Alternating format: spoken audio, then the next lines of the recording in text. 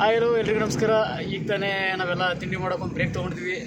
ಬಿಸಿ ಬಿಸಿ ತಟ್ಟೆ ಇಡ್ಲಿ ತಿಂದ್ವಿ, ಜೊತೆಗೆ ಒಂದು ಕಾಫಿ ಕುಡಿದ್ವಿ ಬಿಸಿ ಬಿಸಿಯಾಗಿ. ಈ ಕೊರಿಯ ಚಳಿಗೆ ತುಂಬ ಅದ್ಭುತವಾಗಿತ್ತು.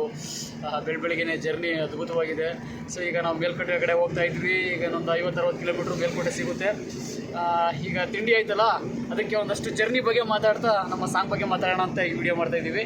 Okay fine. ಈಗ ನಮ್ಮ ಗಾಯಕರು ಮತ್ತು ಈ ಒಂದು ಹಾಡಿಗೆ ಅಭಿನಯಿಸ್ತಾ ಇರ್ತಕ್ಕಂಥ ಮಹೇಶ್ ರಾಜ್. ಹಾಯ್ ಹೇಳಿ. ಹೇಗಿದೆ ಜರ್ನಿ ಚೆನ್ನಾಗಿದೆ. ಸೊ ಹೈವೇಲಿದ್ದೀವಿ. ಸೊ ಕೇರ್ಫುಲ್ಲಾಗಿ ಗಾಡಿ ಓಡಿಸ್ಬೇಕು.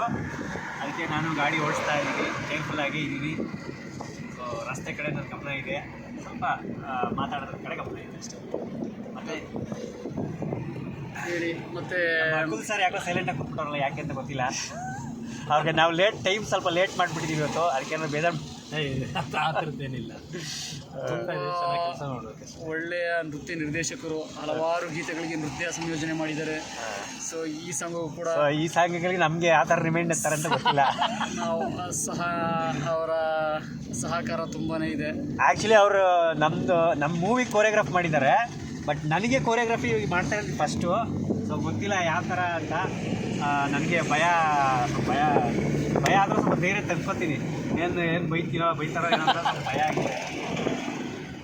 ಏನು ಪ್ರವೀಣ್? ಹೇಳಿ ಸರ್, ಮಾತಾಡಿ. ನೀವೇನಾದರೂ ನಿಮ್ಮ ಅಭಿಪ್ರಾಯನ ಶೇರ್ ಮಾಡಿರಿ. ಹೋಗ್ತಾ ಇದ್ದೀವಿ. ಸಾಂಗ್ ಚೆನ್ನಾಗಿ ಬರುತ್ತೆ.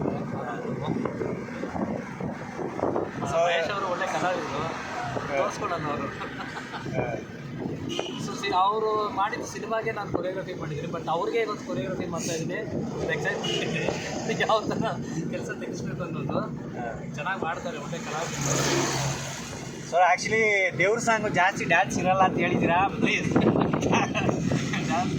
ಜಾಸ್ತಿ ನಿಮ್ಮದು ಏನು ಮಾಡಬೇಕಾಗಿತ್ತು, ಕಂಪೋಸ್ ಮಾಡಬೇಕಾದ್ರೆ ಮ್ಯೂಸಿಕೇ ಇಲ್ಲದೆ ಮಾಡಬೇಕು. ಬರೀ ಲಿರಿಕ್ಸ್ ಇಟ್ಕೊಂಡು ಇಲ್ಲ, ಅದು ಸಾಂಗ್ ಕೇಳೋದೇ ಒಂಥರ ಮೈ ಕೂರಿಸೋ ಥರ ಫೀಲ್ ಆಗ್ತಾ ಇದೆ.